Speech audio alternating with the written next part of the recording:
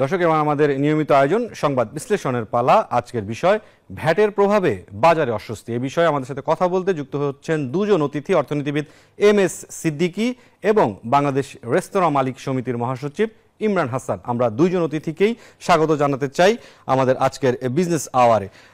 জনাব MS সিদ্দিকী এবং ইমরান হাসান, আপনাদের দুজনকে স্বাগত। আমরা একটু শুরুতেই খাত সংশ্লিষ্ট জায়গায় একটু যেতে চাই।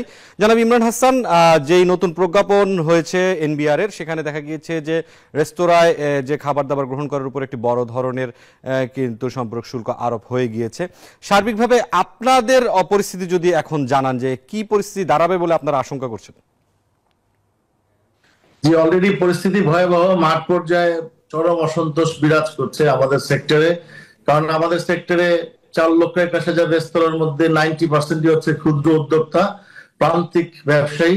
এই তাদেরকে এই চাঁদাবাজির জন্য এই আমলাতন্ত্র একটা সিস্টেমেটিক ভাবে এই ভ্যাটটা বাড়িয়েছে, যাতে মাঠ পর্যায়ে চাঁদাবাজিটা তারা আগের মতো করতে পারে। আপনি জানেন 2021 পর্যন্ত 15% ভ্যাট ছিল। আমাদের দাবি দেওয়ার মুখে দুইবারের চেষ্টায় 15 থেকে 5% ভ্যাট নির্ধারণ করা হয়েছিল তৎকালীন সরকারের আমলে। এবং আমরা তখন বলেছিলাম যে ভ্যাটের হার কমালে ভ্যাট আদায় বাড়বে। এবং আপনি জেনে খুশি হবেন যে গত বছর NBR চেয়ারম্যানের তথ্য অনুযায়ী আমাদের ভ্যাট আদায় 19% বেড়েছে। আমরা বলেছি প্রত্যেককে ভ্যাটের আওতায় নিয়ে আসার জন্য, যারা ভ্যাটের আওতায় নাই, ভ্যাটের পরিধি বাড়ানোর জন্য এবং ভ্যাটের হার কমানোর জন্য। এবং আমরা বলেছি এটার সাথে SD একটা ট্যাক্স আছে, সাপ্লিমেন্টারি ডিউটি, যে চিকেন বিক্রি করলে এটার উপরে সাপ্লিমেন্টারি 10%। এই যে গাঁজাখড়ি টাইপের এই ভ্যাট এবং SD আরোপ, এটা পৃথিবীর অন্য কোনো দেশে আছে কিনা আমার জানা নাই। বিশেষ করে আমাদের মতো উন্নয়নশীল দেশগুলোতে, স্বল্প উন্নত দেশগুলোতে এই ধরনের ভ্যাট চাপিয়ে দিয়ে কিভাবে দারিদ্র সীমা থেকে বেরোবো আমার কোনো ধারণা নাই কিভাবে বের হওয়া যাবে। আরেকটা বিষয় হচ্ছে যে যারা ভ্যাট দিচ্ছে না, স্ট্রিট ফুড থেকে শুরু করে সবাইকে আমরা বলেছি একটা ভ্যাটের আওতায় নিয়ে আসার জন্য, তাহলে একটা লেভেল প্লেইং ফিল্ড হবে। কিন্তু সেই ব্যাপারে সরকারের কোনো কর্ণপাত বা সরকার কোনো চেষ্টা আজ পর্যন্ত করেনি। যারা শুধু কমপ্লায়েন্স মানে ভ্যাট দিচ্ছে, শুধু তাদেরকে হেনস্থা করার জন্য, তাদের কাছ থেকে জোর জবরদস্তি করার জন্য মনে এই প্রক্রিয়াটা শুরু করেছে। আপনি জানেন যে আমাদের দেশে অলরেডি এই ভ্যাটের বলার সাথে সাথে সিলিন্ডার গ্যাস থেকে শুরু করে সমস্ত প্রোডাক্টের দাম বেড়ে গিয়েছে। তা আমি বাড়তি প্রোডাক্ট এমনিতে মূল্যস্ফীতি আছেই, তারপরে আবার এই ভ্যাটের সিদ্ধান্তের ফলে অনেক কিছুর দাম বেড়ে গিয়েছে। সেই প্রোডাক্ট আমি কিনে নিয়ে এসে প্রোডাক্ট রেডি করে বিক্রি করতে গেলে আপনি চিন্তা করেন আমার কত টাকা দাম বাড়াতে হবে, সাথে 15% ভ্যাট। এই সরকারের যে চিন্তা করার বিষয় ছিল যে আমাদের সাধারণ মানুষের ক্রয় ক্ষমতা কি বেড়েছে কিনা, সাধারণ মানুষ এটা অ্যাফোর্ড করতে পারবে কিনা, সেদিকে কারো কোনো খেয়াল নাই। আমরা ভেবেছিলাম যে বৈষম্য বিরোধী ছাত্র আন্দোলনের ফলে যে সরকার আসবে, সেই সরকার একটু জনবান্ধব হবে, মানুষের কথা একটু বিবেচনা করবে, মানুষের সাথে একটু আলোচনা করবে। আমরা তো দেখছি সেই ফ্যাসিস্ট সরকারের রূপেই আরেকটা সরকার চলে আসছে। তারা কোনো আলাপ আলোচনা ছাড়া, স্টেক হোল্ডারদের সাথে কোনো প্রকার আলোচনা ছাড়া এই ধরনের যে ভ্যাট ইম্পোজ করেছে, এটা আমরা তীব্র নিন্দা জানাই, আমরা ঘৃণা ভরে প্রত্যাখ্যান করছি। কারণ দিস মোমেন্ট আমরা করোনার পরে আমাদের সেক্টরে আমরা সর্বোচ্চ ভয়াবহ সিচুয়েশনে আছি। আমরা এই করোনার পরবর্তী আমাদেরকে এখন পর্যন্ত সরকারি ভাবে কোনো সহযোগিতা দূরের কথা, মানে 1 টাকা ইন্টারেস্ট মৌকুফ করে নাই যারা ঋণগ্রস্ত ছিল। তারপরে ইউক্রেন যুদ্ধের কারণে আপনি দেখবেন যে 30%-এর উপরে চলে গেছে আপনার মূল্যস্ফীতি, কিন্তু সরকারি ভাবে এটা এখন 13%। এই যে মূল্যস্ফীতি বাজারে আমরা এখন পর্যন্ত ন্যায্য মূল্যে কিভাবে প্রোডাক্ট কিনবো, ন্যায্য মূল্যে কিভাবে আমরা আমাদের এই শ্রমজীবী কর্মজীবী মানুষকে খাবার খাওয়াবো, সেই ব্যাপারে সরকারের কোনো কর্ণপাত নাই। কোনো কিছু না বুঝেই তারা ভ্যাট 15% ইম্পোজ করেছে। এর মধ্যে দেখেন আমাদের 12-13টা অথরিটি দীর্ঘদিন যাবত আমাদেরকে কমপ্লায়েন্সের নামে নানান ভাবে হয়রানি করে আসছে। এখন একটা কথা হচ্ছে, এই দেশটা কবে শুধরাবে? এই 53 বছরে একটা সিস্টেমেটিক যেতে পারলাম না যে আমরা একটা যাই করবো আলাপ আলোচনার ভিত্তিতে আমাদের সক্ষমতা আছে কিনা, আমাদের দারিদ্রতা, আমাদের দেশের মানুষের ক্রয় ক্ষমতা আছে কিনা, সেই বিচার বিবেচনা না করে এই যে আমরা ঢালাও ভাবে একটার পর একটা বাড়িয়ে যাচ্ছি। বিগত সরকারের আমলে আপনি দেখবেন যে ইউটিলিটি গুলো ডাবল করে দিয়ে গেছে, ডাবল না ট্রিপল হয়েছে ওনারা আসার পরে। এখন সরকার যদি দুর্নীতি করে এবং এটা যদি বিভিন্ন ভাবে টাকা পাচার করে, এই দায় কি আমরা সাধারণ জনগণের? তাহলে একদল দুর্নীতি করবে, IMF থেকে টাকা নিয়ে এসে তারা বিভিন্ন প্রকল্পের নামে টাকা লুট করে বিদেশে পাচার করবে। আরেক দল অর্থনীতিবিদ আছেন, আমরা একটু অর্থনীতিবিদের কাছে যেতে চাই। জনাব ইমরান হাসান, আমরা একটু অর্থনীতিবিদের কাছে যেতে চাই। আপনাদের যেই কথাগুলো আছে, আমি আসবো, আবার আপনার কাছে ফিরবো। আমরা আবার আপনার কাছে ফিরবো। জনাব এস এম সিদ্দিকী সাহেব, আপনার কাছে যে এই বিষয়টি জানতে চাচ্ছি, আমরা এনবিআর এর এই নতুন যে সিদ্ধান্ত, তারপর থেকে বিভিন্ন খাত সংশ্লিষ্টদের সাথে আলাপের পাশাপাশি আপনাদেরকে যুক্ত করছি। বিভিন্ন অভিযোগ আছে এই খাত সংশ্লিষ্ট যেই সেবা এবং পণ্যগুলোর উপরে সম্পর্ক শুল্ক ভ্যাট বৃদ্ধি পেয়েছে। বেশ তীব্র প্রতিক্রিয়া যেমন রেস্তোরাঁর পক্ষ থেকে আছে, তেমনি কিন্তু মোবাইল রিচার্জ, ব্রডব্যান্ড ইন্টারনেটের উপরেও আছে। সার্বিকভাবে অর্থ বছরের এই মাঝপথে এসে হঠাৎ করে যে এই সম্পর্ক শুল্ক ভ্যাট বাড়ানো হলো, এই বিষয়টিকে আসলে আপনি কিভাবে বিবেচনা করছেন? প্রথমত বলতে হয় যে সরকারের অর্থনৈতিক যে অবস্থা, সরকারকে ট্যাক্স বাড়ানোর একটা বাধ্যবাধকতা আছে। কারণ এই মুহূর্তে টাকার ছাপিয়ে খরচ যোগানোর সুযোগ নেই। অর্থনৈতিক অবস্থা এমনই একটা নাজুক পরিস্থিতিতে, এবং আইএমএফ এরও একটা চাপ আছে যে ট্যাক্স জিডিপি রেশিওটাকে ইমপ্রুভ করার জন্য। তারই একটা ফলাফল হচ্ছে এই কিছু কিছু ক্ষেত্রে ভ্যাট বসানো এবং ভ্যাট বাড়িয়ে দেওয়া। এটা যে কোনো সেক্টরে ভ্যাট বসাক, এটা জনগণের সরাসরি জনগণের উপর যাবে, কারণ এটা একটা ইনডাইরেক্ট ট্যাক্স এবং ধনী গরিব সবাইকেই একই রেটে ট্যাক্স দিতে হয়। এখন ইনডাইরেক্ট ট্যাক্স, ডিরেক্ট ট্যাক্স যেটা, যেমন ইনকাম ট্যাক্স, সরকার যদি ইনকাম ট্যাক্সের রেটটা বাড়িয়ে দিত অথবা স্প্যান্ডটাকে বাড়িয়ে দিত, তাহলে দেখা যেত যারা ইনকাম করে তারাই ইনকাম ট্যাক্সটা দিচ্ছে। কিন্তু ভ্যাটটা এমন, আপনি ইনকাম করেন আর না করেন, আপনি কনজাম্পশন করলেই আপনাকে ট্যাক্সটা দিতে হবে। এই জন্য এটা বেশি ক্ষতিকর, জনগণের উপর এটার চাপটা বেশি পড়ে। ওই রেস্তোরাঁ মালিক সমিতির নেতা যা বললেন, ওনার কথা ঠিক। উনি জিনিসপত্র কিনতে গেলে ওনাকে এক্সট্রা ভ্যাট দিতে হবে। আর সবচেয়ে বড় কথা হচ্ছে, জনগণের জিনিসপত্রের দাম তো এমনিই বেড়ে গেছে, সাধারণ মানুষ যে খাবে সেটার উপর ট্যাক্স বাড়বে। কিন্তু সমস্যা যেটা হচ্ছে, যে ব্যাপারে ইমরান সাহেবের সাথে আলোকপাত করা দরকার, সেটা হচ্ছে যে ভ্যাটের যে ক্রেডিট পাওয়া, আগে যে ভ্যাট দিয়ে আসে সেটা যে ডিসকাউন্ট করা, এই সিস্টেমটা এখনো ইমপ্রুভ করে নাই। ব্যবসায়ীদের সক্ষমতা বাড়ে নাই, এনবিআর এই ব্যাপারে কোনো আগ্রহী নাই তাদের এটাকে ইমপ্রুভ করার জন্য। তারপর আরেকটা সমস্যা করে দিয়েছে, সেটা হচ্ছে যে 2%, 3%, 5%, 15% অনেক রকম রেট করেছে। এটাকে ইউনিফর্ম রেট করলে ভালো। এই উদ্যোগের একটা ভালো দিক হচ্ছে যে সবগুলোকে 15% করে দেওয়ার একটা চেষ্টা দেখেছি। এট দি সেম টাইম আমাকে বলতে হয় যে 15% অনেক বেশি ট্যাক্স। এটাকে 10% বা সম্ভব হলে 5% এনে সকলের উপরে এই যদি ভ্যাটটা বসানো হয় ইউনিফর্মলি, তাহলে এটা গ্রহণযোগ্য হবে, সহনশীল হবে। কিন্তু সেটা তো সরকারের কোনো আগ্রহ নাই। সরকার ওই যে ভ্যাটের উপরেই ভ্যাট, যারা ভ্যাট দেন তাদের উপরেই ভ্যাট বাড়ানো হচ্ছে। আরেকটা ব্যাপার হচ্ছে যে ডিস্টরশন আছে ভ্যাট আইনে, সেটা আরো মারাত্মক। কিছু কিছু ব্যবসায়ীদের উপরে ফিক্সড ভ্যাট দেওয়া আছে যে 2000, 5000 ভ্যাট দেবে। আর কারো কারোর জন্য টার্ন ওভার ট্যাক্স, যারা ফিক্সড ট্যাক্স দিবে, ভ্যাট দিবে, এবং যারা টার্ন ওভার ভ্যাট দিবে, এরা কিন্তু কোনো ক্রেডিট পাবে না। ওরা 3% দেবে, 3% দিয়ে দিবে।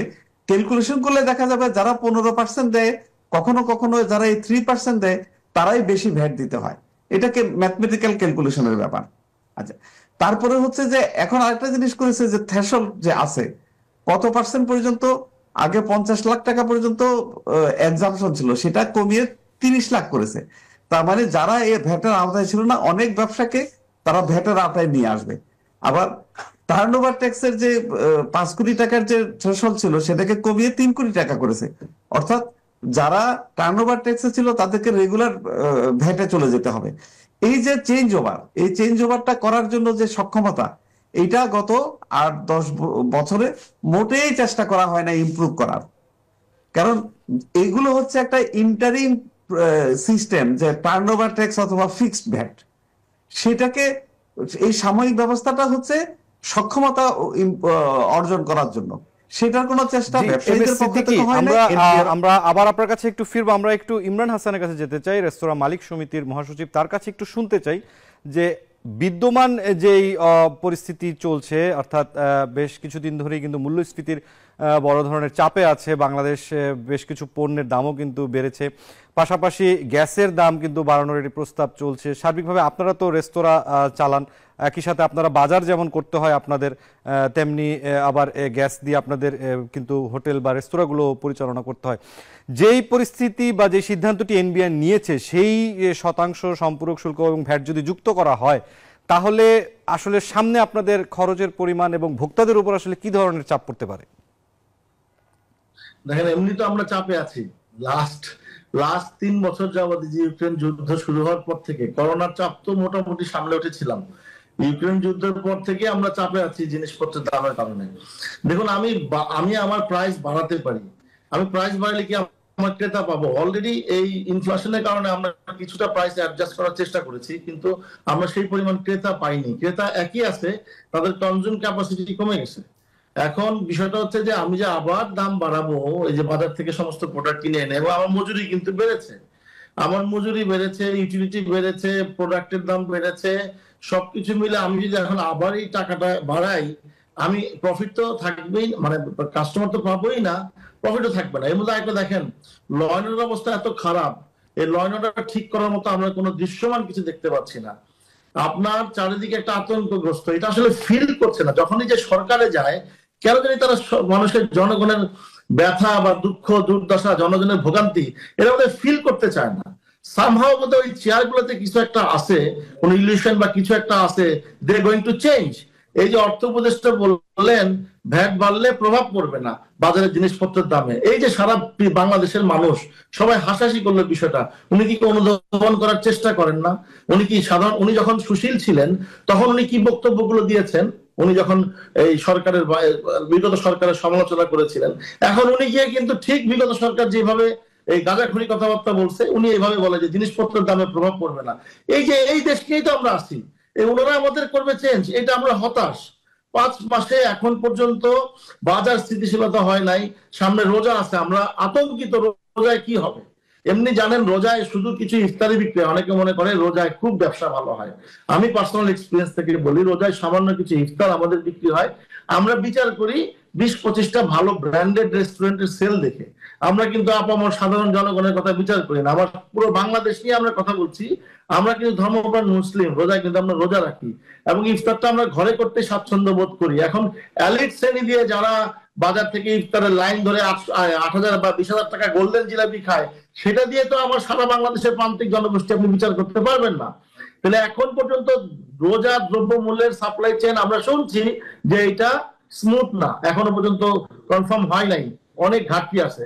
সেকেন্ড থিং, আপনি জানেন বিগত সরকারের যারা এই যে বুর্জোয়া শ্রেণী তৈরি হয়েছে, যারা শ্রেণী, বুর্জোয়া বলতে যদিও কমিউনিস্ট ভাষা বোঝায়, যারা আর কি কর্পোরেট হাব হয়েছে, তারা যারা কন্ট্রোল করে চিনি, যারা কন্ট্রোল করে তেল, তাদের মাদার ভেসেল থেকে শুরু করে লাইটার ভেসেল, তাদের সমস্ত কিছু তাদের, সরকার চাইলে তাদের বিরুদ্ধে ব্যবস্থা নিতে পারে না। বড় জলজন্ত উদাহরণ হচ্ছে, তারা কিন্তু এই দেখেন তেলের দেখায় কিন্তু বাজারে দাম বাড়িয়ে নিয়ে গেছে, সরকার উদাসী, সরকার হাত উঠাই দিচ্ছে। কিন্তু সেই যে এই সিন্ডিকেটের বিরুদ্ধে কিন্তু আমরা সরকারকে দেখি নাই কোনো ব্যবস্থা নিতে। তার মানে কি এই সরকারও জিম্মি?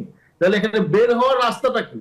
বের হওয়ার কোনো রাস্তা আমরা দেখতে পাচ্ছি না। তো শুধু ওই গরিবের উপরেই আমরা যারা প্রান্তিক গোষ্ঠী আছি, যারা জনগোষ্ঠী, যারা ইকোনমি থেকে বাঁচিয়ে রেখেছি আমরা বলতে গেলে, কারণ আমাদের সেক্টরে 30 লক্ষ শ্রমিক কাজ করছে, সব অদক্ষ শ্রমিক।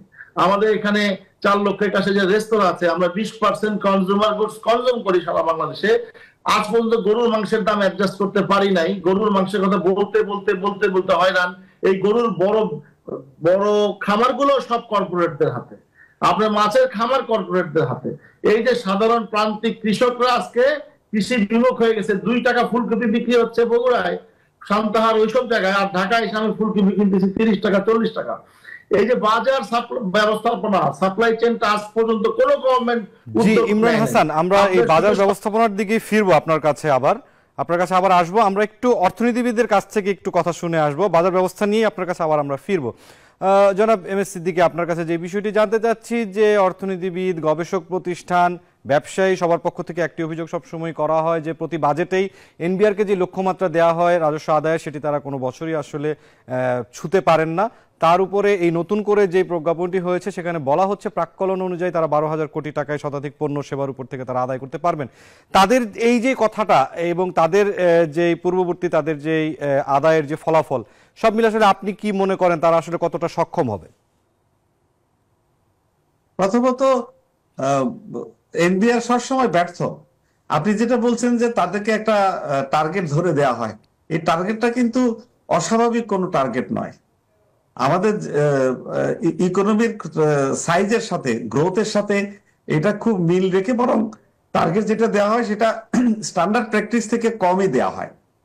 তারপরেও সেই টার্গেটটা এনবিআর অ্যাচিভ করতে পারে না, কারণ এটা এটা এটা এনবিআর নিজেও দায়ী এটার জন্য, এবং সরকারের যারা পলিসি মেক করেন তারাও দায়ী। কারণ এটা করার জন্য সরকার এনবিআর এর যে সক্ষমতা বাড়ানো দরকার, ম্যান পাওয়ারের ট্রেনিং দরকার, এবং একটু দুর্নীতিও কমানো দরকার, এইসব ব্যাপারে কোনো পদক্ষেপ কোনো সরকারই নেয়নি।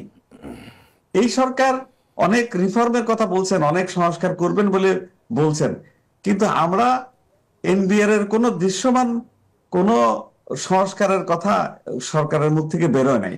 শুধু একটি কথা শুনতে পেরেছি যে পলিসি তৈরি করাটা সরকার থেকে আলাদা করে মন্ত্রণালয়ে নেওয়া হবে। এখন এনবিআর পলিসিও তৈরি করে, এনবিআর পলিসি ইমপ্লিমেন্টও করে। একটা একটা রিফর্মের কথা শোনা যাচ্ছে, বাকি যে আরো কতগুলি রিফর্ম আছে, যেমন বিশ্ব ব্যাংকের চাপ আছে, এবং আমরা এলজিসি গ্রাজুয়েশনের পরে আমরা কাস্টমস ট্যাক্স জিরোতে চলে যেতে হবে। আমরা কোনো কাস্টমস ট্যাক্স রাখতে পারবো না আমাদের বাজেটে। সেই ব্যাপারে কোনো উদ্যোগ আমরা এখনো দেখছি না, কারণ ঐতিহাসিকভাবে দেখা গেছে যত দুর্নীতির মূলে কিন্তু এই কাস্টমস ডিউটিটা, এইটা থাকলে এটাকে ডিস্টরশন করা হয়।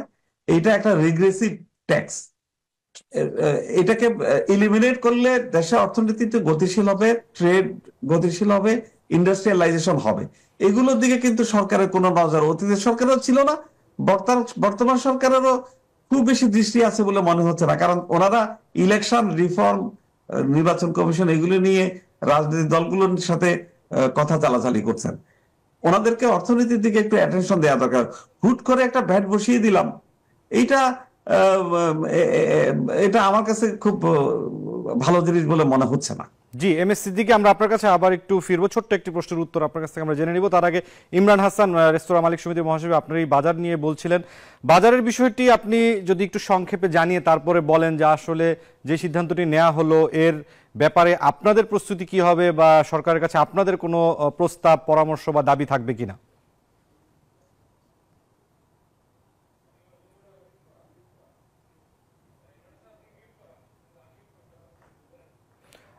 ইমরান হাসান, আপনার পক্ষ থেকে আপনার মোবাইলেই সম্ভবত সাউন্ডটি অফ হয়ে গিয়েছে, মিউট করা আছে, আপনি যদি একটু অন করে দেন। দুঃখিত, সরি। আমার বিষয়টা হচ্ছে যে আমরা যদি এই বাজার ব্যবস্থাপনা বলতে সাপ্লাই চেইনটা যদি আমাদের উন্নত বিশ্বের মতো কৃষকরা যদি তাদের পণ্য সরাসরি বাজারে এনে বিক্রি করতো, তাহলে কৃষক লাভবান হতো, আমাদের ভোক্তারা লাভবান হতো, আমরা হয়তো ন্যায্য মূল্যে প্রোডাক্ট পেতে পারতাম।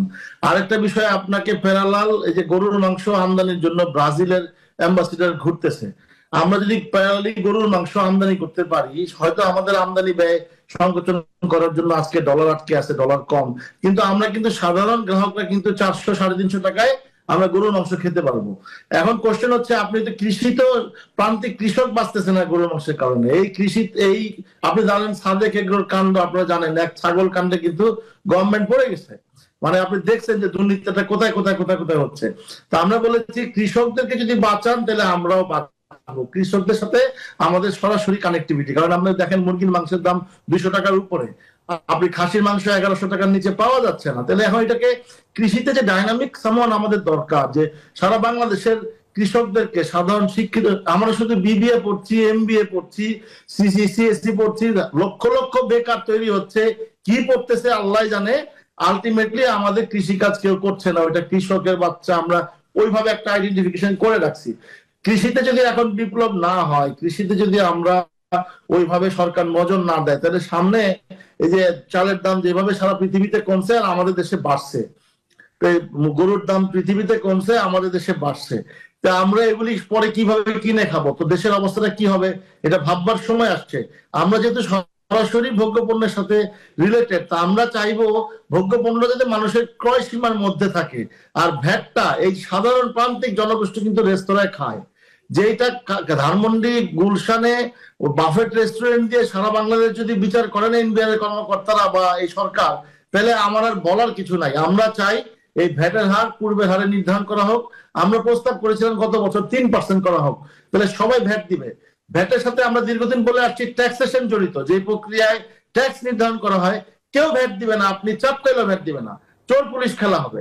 কারণ আপনি যেভাবে আমার ট্যাক্স নির্ধারণ করেন, সেই ট্যাক্স দিতে হলে আমাকে ঘর বাড়ি বিক্রি করতে হবে। আমি প্রতিদিন বলছি কতটা ট্যাক্সটা ইজি করতে হবে সবার আগে, তারপর দেখবেন ভ্যাট অটোমেটিক আসবে। এবং ভ্যাট আপনি 5% যদি করেন, সারা বাংলাদেশের সবাইকে যদি এটার সাথে সম্পৃক্ত করতে পারেন, 10 গুণ আদায় ভ্যাট বাড়বে।